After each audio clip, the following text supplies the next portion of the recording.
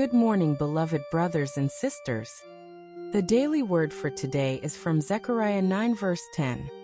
His dominion shall be from sea to sea, and from the river to the ends of the earth. And today's scripture is from Matthew 4 verse 8 to 10. Again, the devil took him up on an exceedingly high mountain, and showed him all the kingdoms of the world and their glory. And he said to him, All these things I will give you if you will fall down and worship me. Then Jesus said to him, Away with you, Satan. Have a blessed day.